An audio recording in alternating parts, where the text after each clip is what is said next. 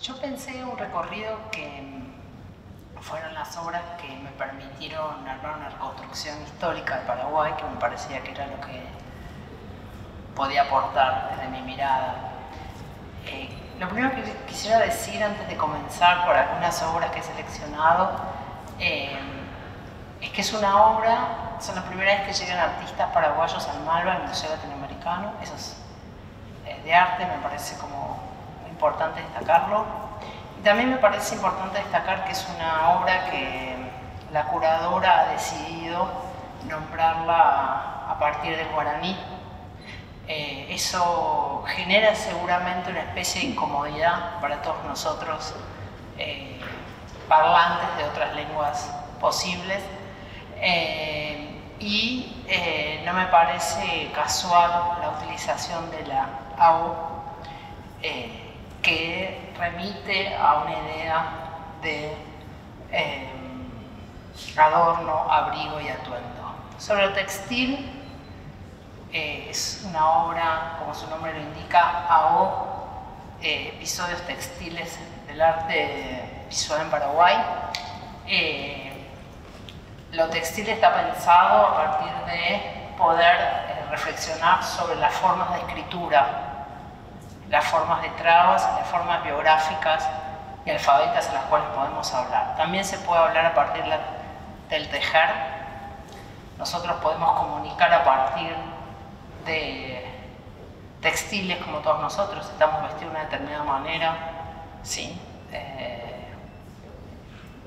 Y este momento de industrialización de nuestra ropa no siempre fue así, sino que sobre la idea del textil y sobre la idea de esa trama hay comunidades, ¿no? Y la idea de la comunidad sobre la cual quisiera trabajar acá. Primero comenzar por una idea de comunidad nacional, porque se teje en un territorio determinado, se teje en un contexto determinado, y después pensar quiénes son las tejedoras, ¿no? Que ustedes rápidamente imaginarán muy bien que son mujeres. Por eso la presencia tan fuerte de lo femenino y del género femenino en esta muestra, que es realmente impactante y conmovedor, ¿no? O sea, uno ingresa a la sala y rápidamente se da cuenta no solamente que hay una curadora por detrás de esto, sino que también es muy fuerte la idea de la mujer laboriosa tejiendo y demás. No solamente pensarlo como una trama de tejidos, como un trabajo, digamos, alienado ni repetitivo, sino también me gusta pensar a las tejedoras como un espacio de construcción de identidad y autonomía, ¿sí? Las identidades constriñen, pero también permiten autonomizarse. Por eso, si me permiten, nos movemos, ¿sí?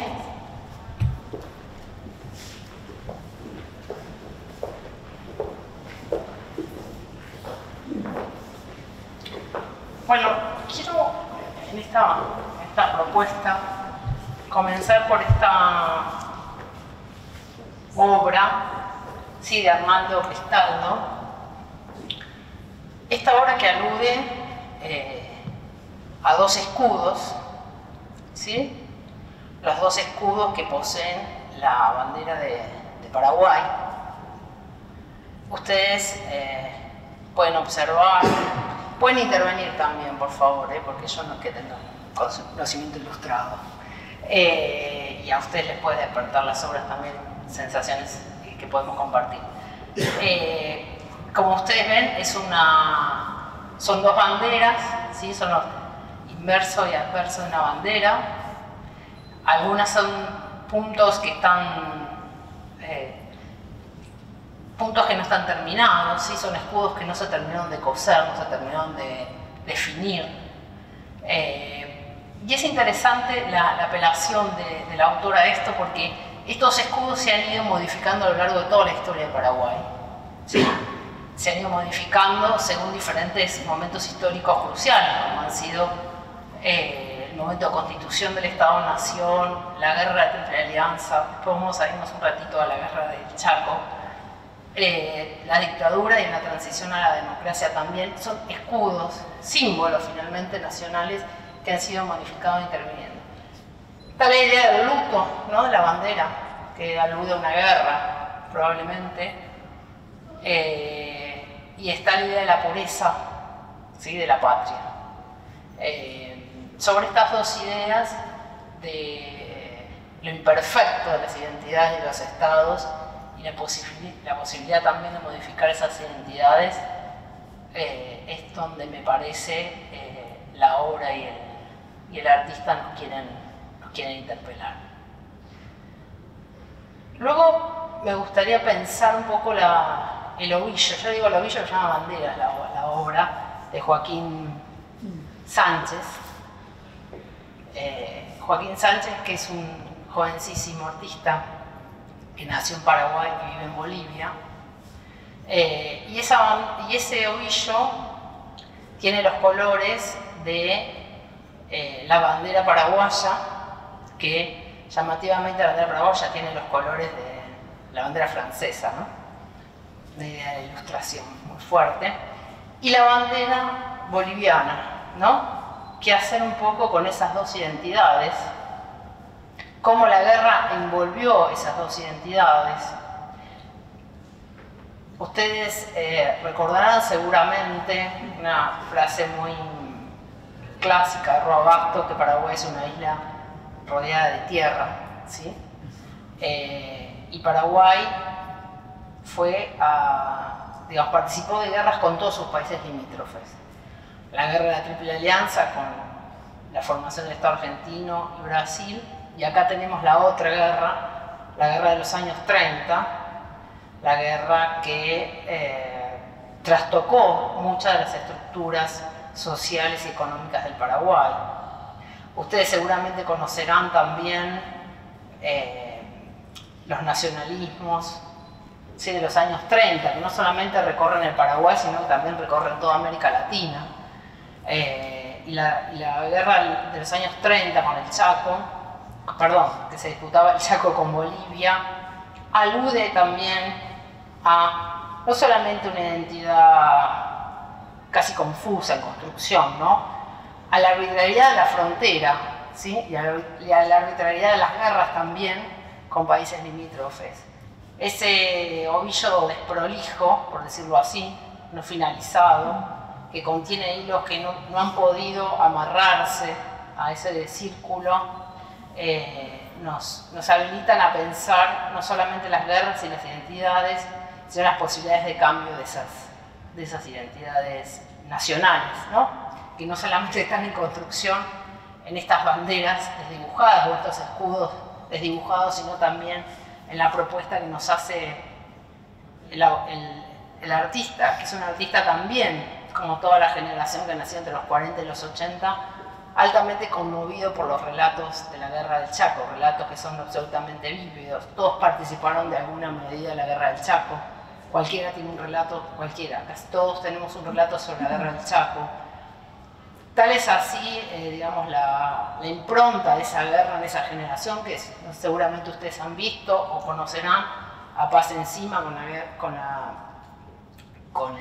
la película Maca Paraguaya, ¿no?, que son precisamente dos padres que esperan que el convicto, digamos, están esperando en la espera.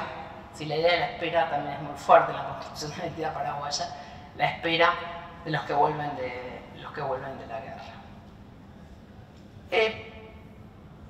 El otro gran ciclo político que en algún sentido habilita la guerra del Chaco y que finaliza con la dictadura de Stroessner, ¿sí?, en el 54, 35 años de dictadura, de un orden autoritario, rígido. Me gusta pensarlo a partir de la obra de Salerno, esta obra,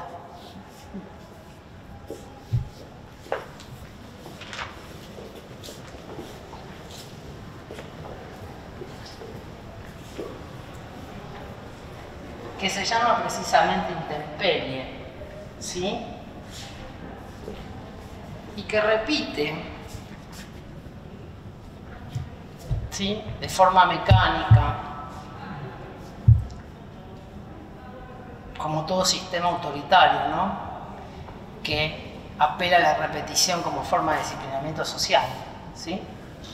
inclusive la escuela, ¿no? Yo de niña escribía "no se debe hacer", pensaba cuando miraba esta obra, ¿no? Cuadernos, largos cuadernos y renglones diciendo lo que no se debe hacer. Y acá Salerno nos propone una frase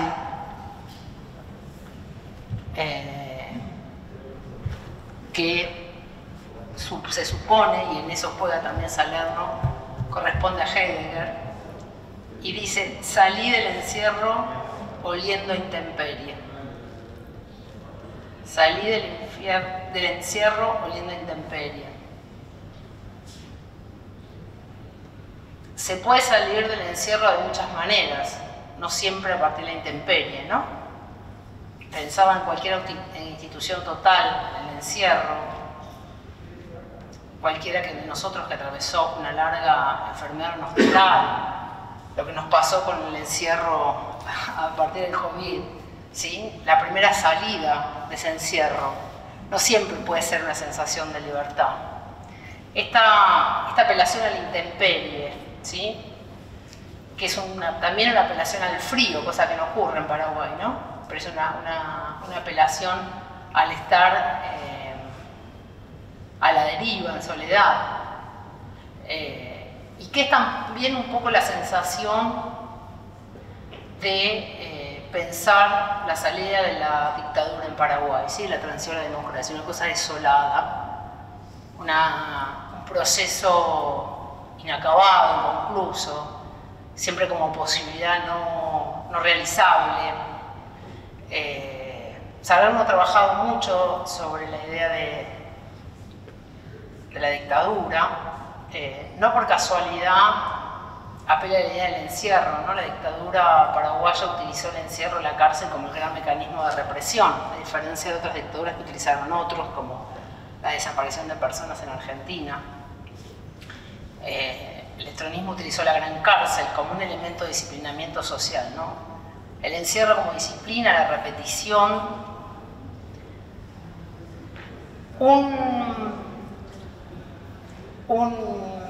un textil que es industrial, que es el proceso de modernización e industrialización del estronismo, pero una letra manuscrita, ¿no? Del que está encerrado y escribe. Y también hay una inversión del texto, si ustedes pueden observar. Está escrito a la inversa en castellano. Esto quiere decir de derecha a izquierda. Y está escrito de izquierda a derecha en guaraní. Para que al menos una vez, ¿sí?, cueste leer el castellano, dice Salerno. Y esto también remite, hablamos un poco de las identidades, de los actores, de los sujetos sociales, de la importancia del movimiento campesino paraguayo y de la importancia del guaraní como constitutivo de la identidad nacional. Sin embargo, como decían los conquistadores, es una fatal desgracia que la lengua del pueblo conquistado sea más importante que la lengua del pueblo conquistador, ¿no? Invirtiendo la idea de que el guaraní, a pesar de los intentos civilizatorios del Estado continuos de imprimir el castellano sobre una comunidad, sigue primando el guaraní. Sin embargo, todo el sistema estatal e institucional sigue funcionando con el castellano y no con el guaraní. Entonces siempre hay una fisura, una imposibilidad de comprensión del encuentro con el otro, y es un poco, me parece, lo que Salerno viene a decirnos acá. Además de todo esto, la idea de la dificultad de la comprensión en otra lengua, el leer un poco al revés, el inverso. Y me gustaría desplazarme de acá, no sé cómo voy con el tiempo yo, porque yo nunca me va bien con el tiempo. ¿Voy bien? Tienes que estar bien con el tiempo. ¿Cuánto llevo?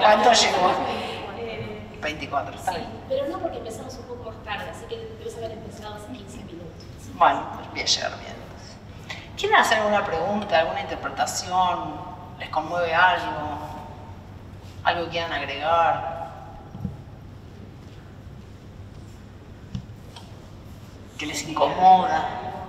Sí. Me quedé pensando en esto de la fisura entre el castellano y el guaraní, porque me trajo una situación que viví justamente ayer atendiendo a una persona que me di cuenta que su lengua, como digo, su lengua materna no es el castellano.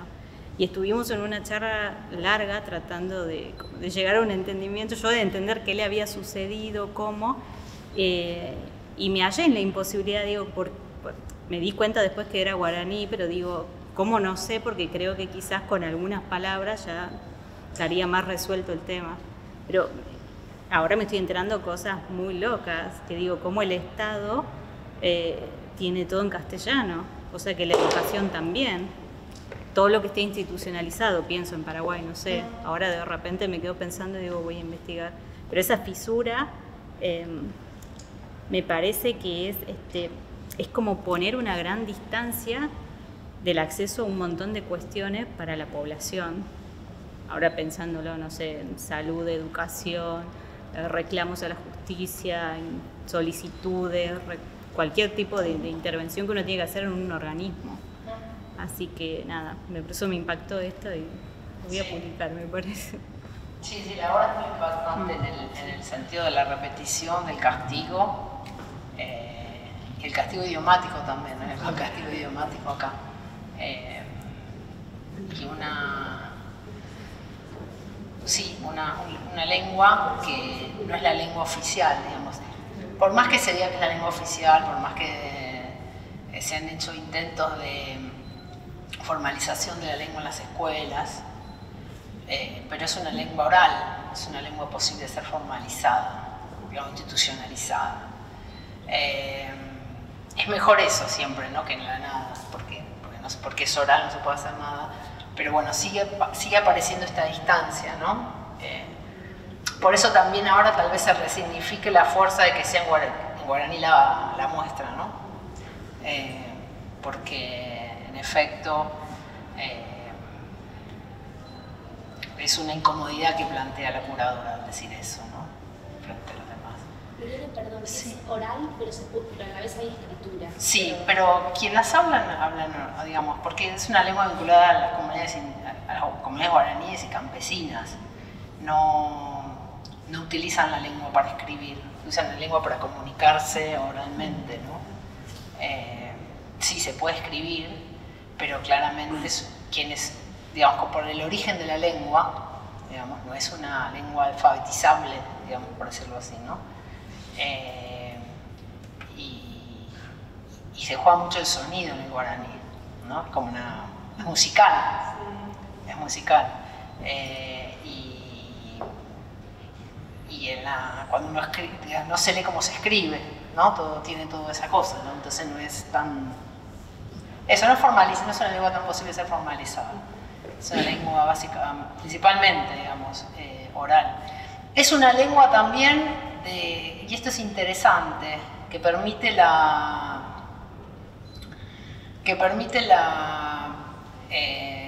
hacer un poco más plebeyo el orden. Porque si ustedes probablemente se han tenido algún tipo de contacto, qué sé yo con mis amigos, cuando voy a Paraguay, entonces llega un momento que hacen un chiste en guaraní.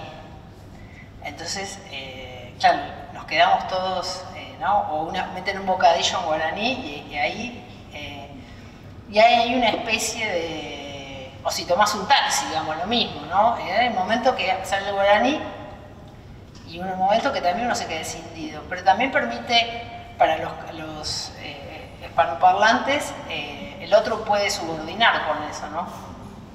Sublevar el orden con eso, ¿no? Porque hay una apuesta a ese lenguaje que el otro no gobierna. No solamente es en Paraguay, ¿no? Porque volvemos a la idea de las fronteras, ¿no? La neutralidad de las fronteras, también se habla en el norte argentino muchísimo, en las fronteras con Brasil también, las fronteras con Bolivia también, digamos, es una forma de organizar el lenguaje que no respeta fronteras políticas, ¿no? Y está bien que así sea.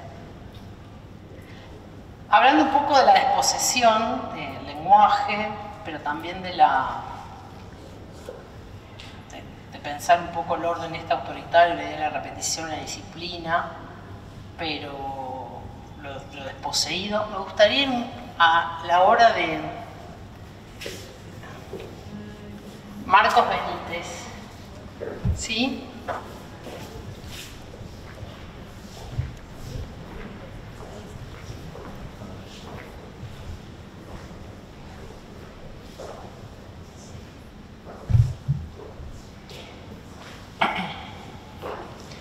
Bueno, la obra habla de muchas cosas, ¿no? Si ustedes pueden, estos son lienzos, creo que soy yo, ahí me pierdo un poco.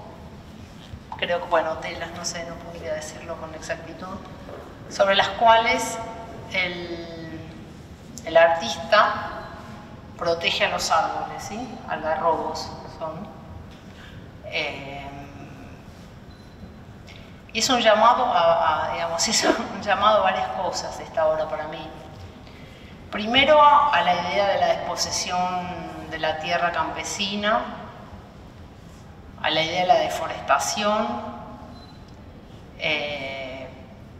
Es además una obra inspirada a partir de Puerto Casado, que es un lugar que ha sido un enclave del tanino en Paraguay a principios del siglo pasado. Es una zona donde muy importante económicamente sus inicios, y a partir de esa concentración de mano de obra nacieron las primeras experiencias anarcosindicalistas.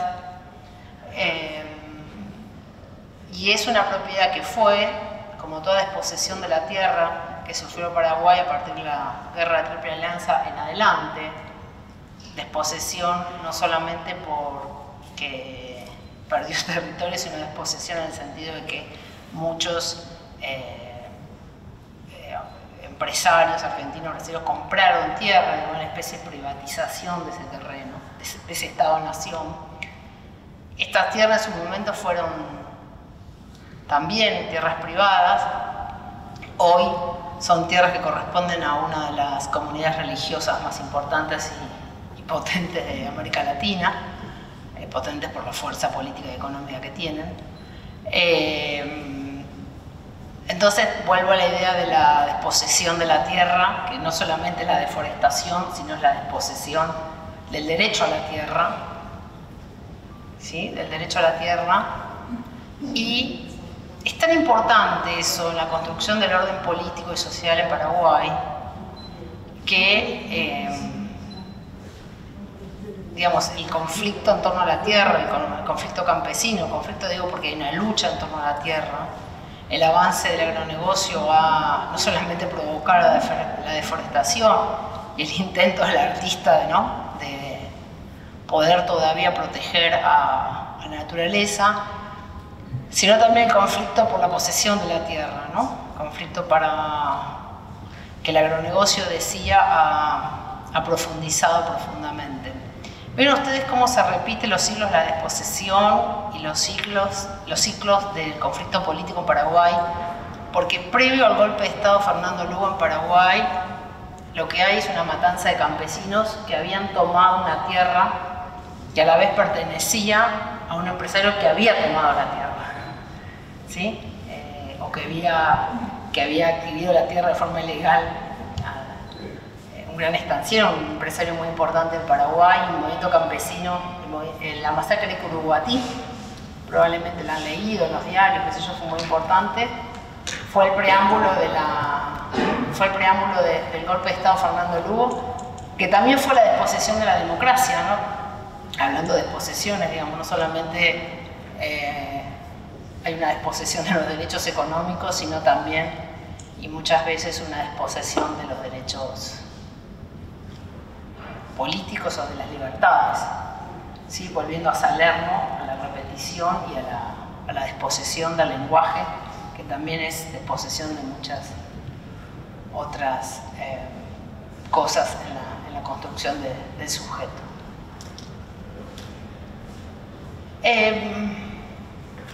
Me gustaría pensar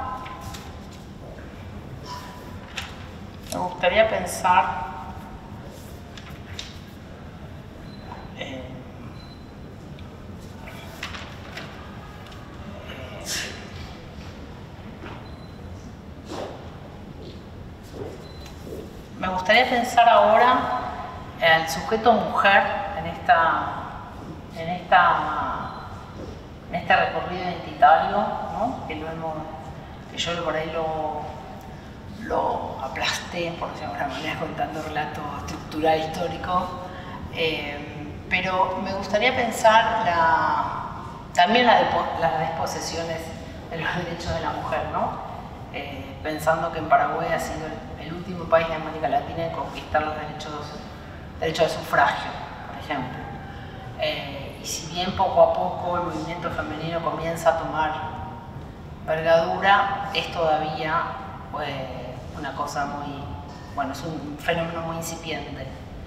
De todas maneras, las mujeres han sido consagradas en la historia política, en los relatos oficiales de la historia, como los sujetos más importantes, ¿no?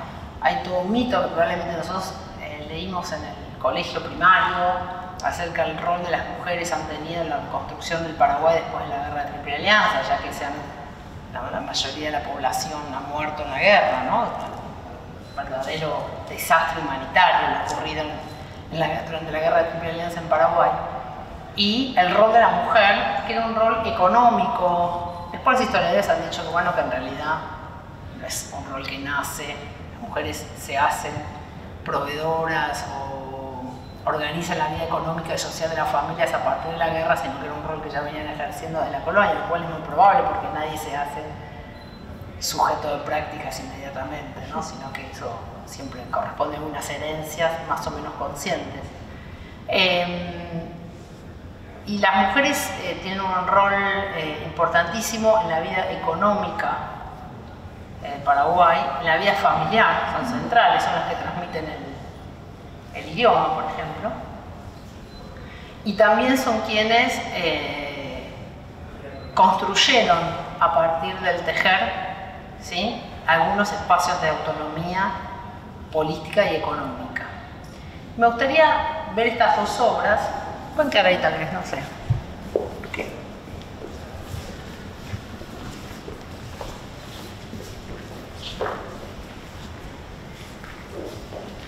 Y pensar estas dos obras un poco en paralelo, ¿no? La obra de Claudia Yaluc, ¿sí?, que son satenes manchados, ¿no?, por decirlo así,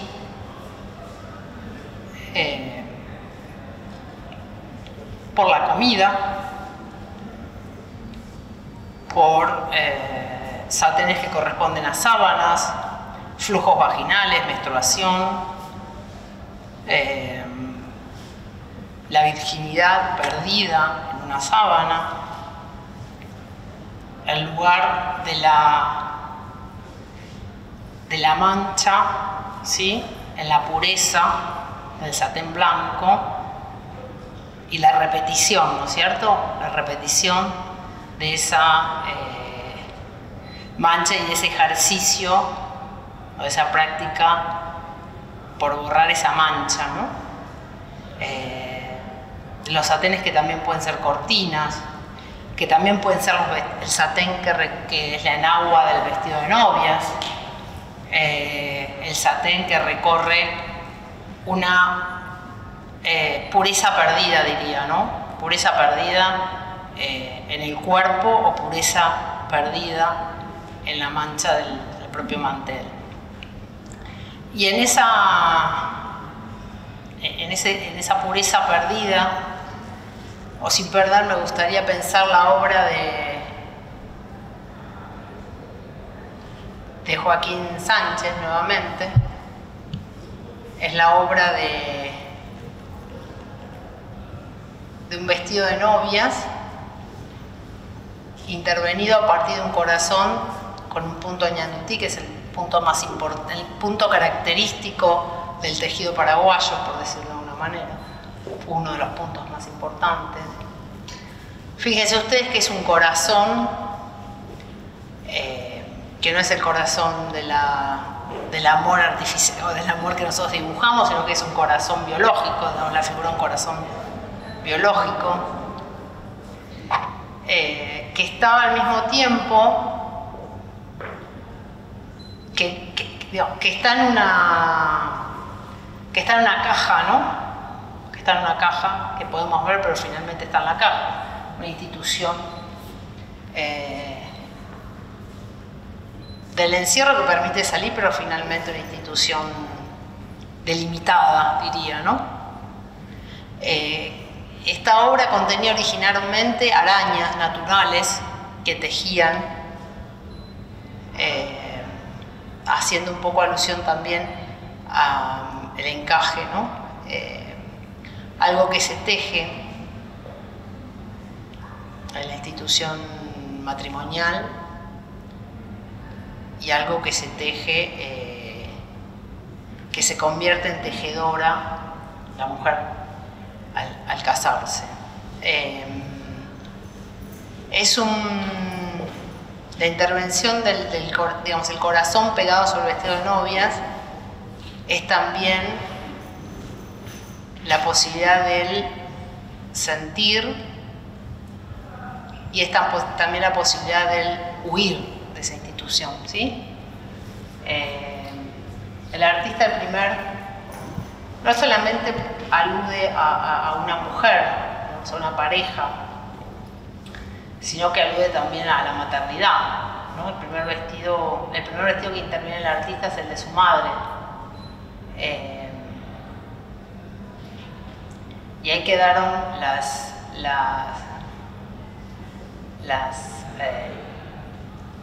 los hilos sobre los cuales tejían las arañas enfrascadas, ¿no? En un vestido de novia.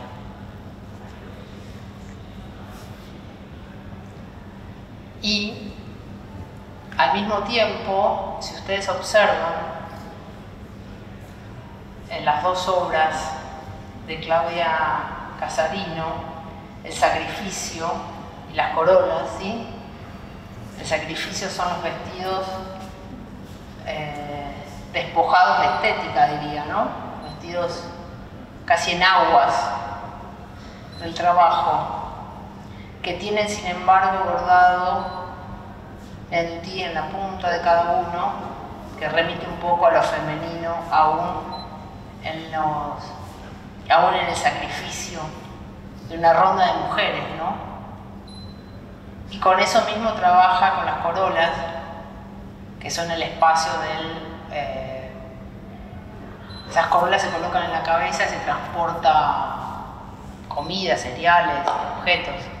Es también el sacrificio, ¿no? Porque digo, la obra de sacrificio está frente a la obra del vestido de novia, de la misma forma que el vestido de novia está frente a la obra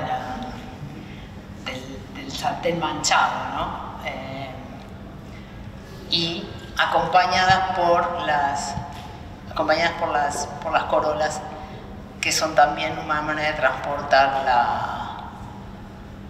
transportar los objetos.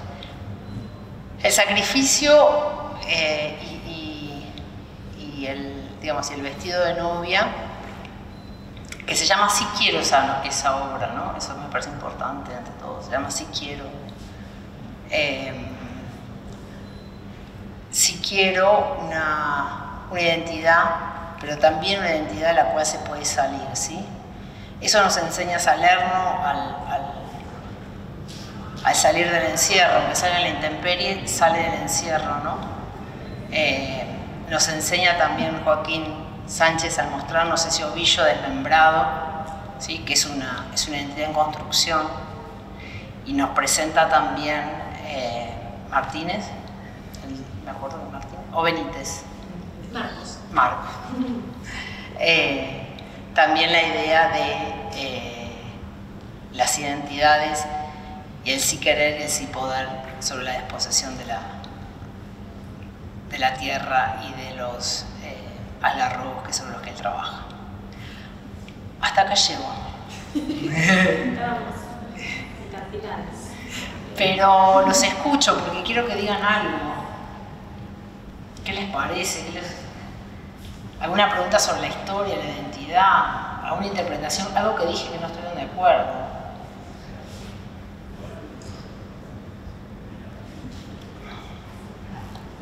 Yo me quedé, no entendí por institucionalizado. Me quedé con esa, ¿por qué no? O sea, entiendo que... No, a ver, institucionalizado en este sentido. Obviamente las instituciones podrían funcionar a partir del guaraní. Eso implicaría un poco lo que pasó en Bolivia, una reversión de quienes mandan, quienes gobiernan. ¿Sí? Un presidente que, por ejemplo, hable... Miren qué llamativo. Los últimos presidentes en Paraguay, muchos no hablaban bien en guaraní. El guaraní era un elemento central para ganar una elección, por ejemplo, porque había que interpelar a uno. Y parte de los votos se jugaban en porque quienes hablan guaraní se dan rápidamente cuenta si sabes el guaraní, o sea, si vos naciste en una casa donde se hablaba el guaraní o manejas algunas palabras en guaraní que te permiten utilizarlas, apelarlas y usarlas. Yo jamás podría darme cuenta de eso, pero quien habla el guaraní desde niño se da cuenta claramente si hay algo impostado, ¿no? Por decirlo así. Entonces, los últimos presidentes paraguayos han perdido ya, son más jóvenes porque vienen de familias de la burguesía que no hablan el guaraní ya más, han perdido un poco la lengua guaraní. Entonces, para que un Estado hable en guaraní, tienen que cambiar quienes gobiernan, ¿no? Un poco lo que pasó en Bolivia. Es un presidente que puede hablar muchas lenguas indígenas, entonces digamos, vos podés encontrarte con un Estado que no solamente son blancos que hablan el castellano, sino que, bueno, que hay otras comunidades indígenas que te atienden la ventanilla de la justicia, como decía Jimé. Entonces, eso requiere una reversión, un cambio, una revolución, no sé cómo llamarlo. Lo que yo digo que tiene mucha complejidad formalizarlo en la escuela para enseñarlo, porque es una lengua oral. Nosotros aprendemos todo, digamos, el sistema escolar está pensado sobre la escritura, ¿sí? y el aprendizaje absolutamente formalizado. Cosa que una lengua que es oral, campesina, guaraní, no permite esa dureza del sistema educativo, no permite una... Ahora, claro, podrían ser docentes que hablen en guaraní, en clases en guaraní, se aprende de forma oral, pero habría que cambiar la metodología de enseñanza, ¿se entiende? Claro, como pasa allá con el mapuche. Claro, exacto. O no poder agarrar un cuaderno y escribir, ¿no? Como los chicos se enseñan, aprenden a escribir, no sé, mamá, no sé cuánto. Pero es interesante lo que decís de lo blando, porque toda esta muestra, creo que todos sentimos que es muy blanda, como que está eso en la materialidad. O sea, la lengua también como hábitat y esta exposición también tiene eso de la blandura, lo frágil. A ver por lo femenino, ¿no? También eso. Pero es verdad, tiene lo blanco. De los que gobernamos. Lo blando, dije. Ah, lo blando. Lo blando. Ah. Como lo frágil del textil. Sí. Pero hay como la reivindicación o ese movimiento también feminista que vos decías que era como que empezaba, sobre todo de las ciudades, o hay también como una juventud que reivindica. También, ¿no? Lo urbano, eso también, lo urbano. Un poco lo blando, lo blanco, lo urbano, ¿no? Por eso la obra de Salerno es la más urbana de acá, que es un texto, es una cosa industrial. Sí, es un movimiento urbano y pequeño, todavía es un movimiento urbano. Bueno, así nacen los movimientos feministas, movimientos urbanos y blancos en principio, después, bueno, pueden tener diferentes experiencias.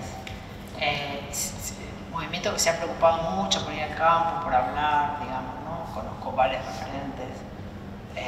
Hasta han podido crear un partido político, presentarse a elecciones en Asunción, ¿no? Digamos, es un esfuerzo realmente muy importante de militancia, pero bueno, todavía es un movimiento acotado que queda básicamente en la ciudad, en Asunción.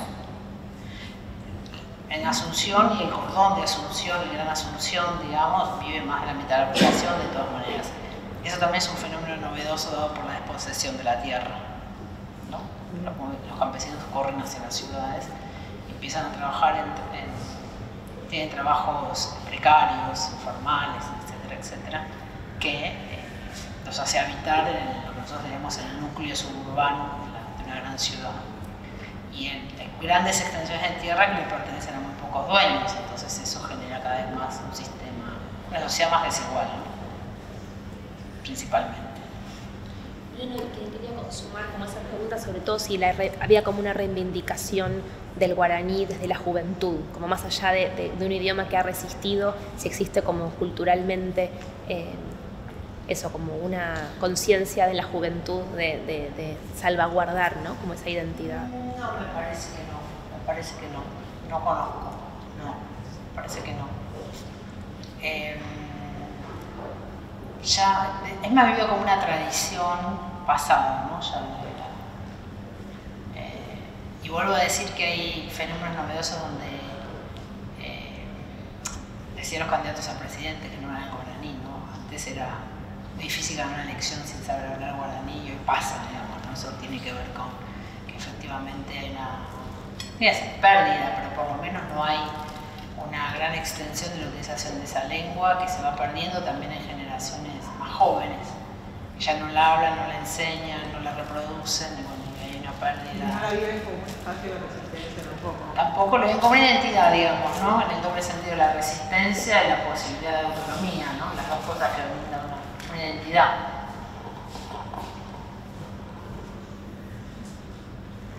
Es una lengua que está, digamos, disminuyendo. Sí, terriblemente, sí. Sí.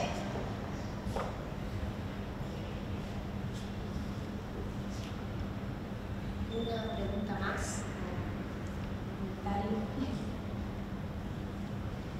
Pregunta, comentario. Quejas. También, por supuesto, no estoy de acuerdo con tal cosa. Todo acá puede ser revisado. Nadie tiene el saber de nada, por suerte.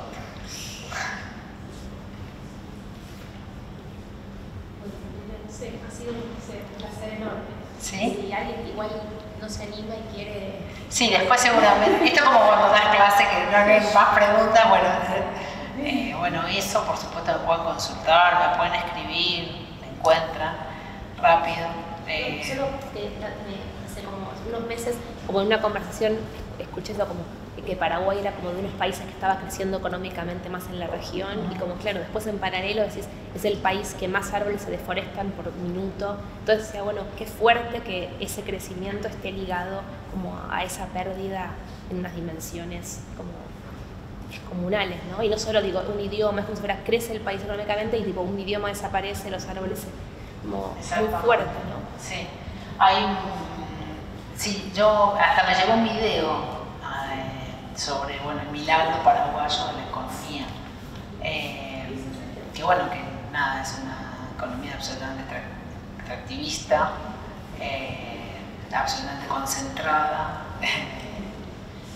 y desigual, ¿no? Y claramente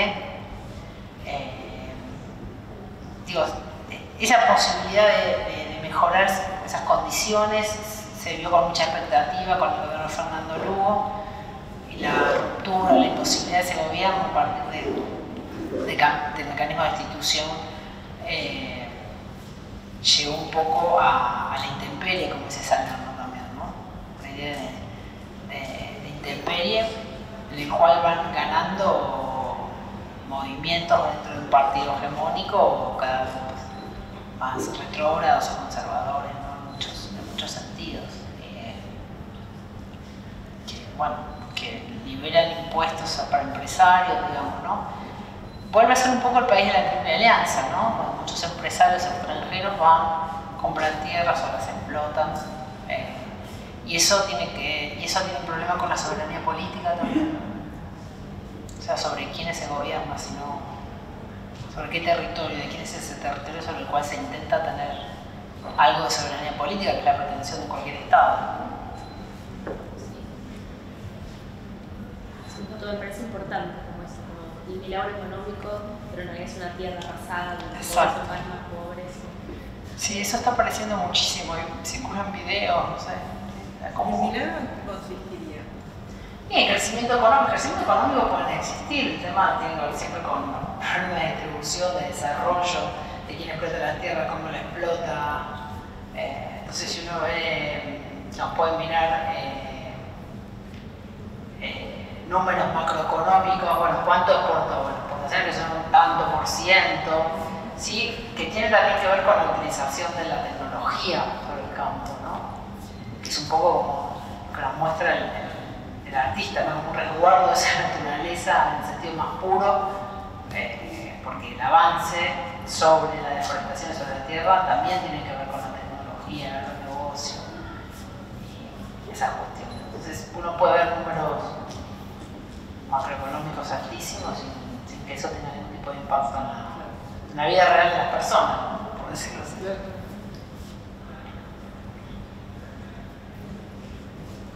Bueno, Lorena, muchas gracias. No, gracias a ustedes.